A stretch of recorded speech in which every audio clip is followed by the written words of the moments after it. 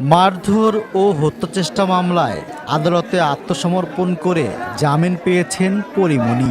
২৭ জানুয়ারি যখন তিনি আদালতে যান তখন তার সার্বক্ষণিক সঙ্গী হিসেবে দেখা যায় এক তরুণকে, যিনি অভিনেত্রীর জামিনদারও ছিলেন।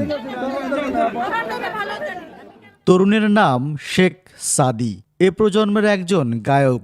ইউটিউবে বেশ কয়েকটি জনপ্রিয় গান রয়েছে। বৈশাখ শেষ এলো জ্যৈষ্ঠ, প্রেমিক আমি সর্বশ্রেষ্ঠ। আজকাল পরীমনি আর সাদিকে একসঙ্গে দেখা যাচ্ছে। কখনো তারা এক ফ্রেমে ধরা দিচ্ছেন, আবার কখনো ফেসবুকে তরুণ এ গায়কের প্রশংসায় পঞ্চমুখ নায়িকা। এর মাঝেই আদালতে ছায়াসঙ্গী। এ নিয়ে প্রথম আলোকে সাদি জানান, বন্ধু ও সহকর্মী হিসেবে পরীমনির পাশে দাঁড়িয়েছেন তিনি, তবে বিষয়টি নিয়ে আর কিছু বলতে চান না।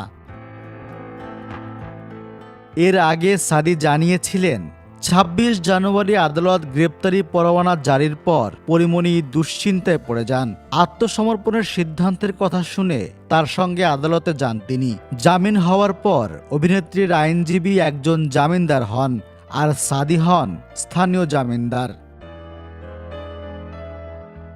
সাদি আরও জানান, একই অঙ্গনে দীর্ঘদিন কাজ করার কারণে পরীমনির সঙ্গে বেশ আগেই পরিচয় হয়েছিল।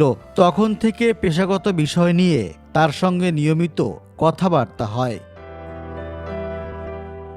এদিকে পরীমনিও জানিয়েছেন, সাদি তার শুভাকাঙ্ক্ষীদের একজন, যিনি বিপদে পাশে থাকেন, এমনকি মনের কথা ভাগ করে মানসিক প্রশান্তিও পান।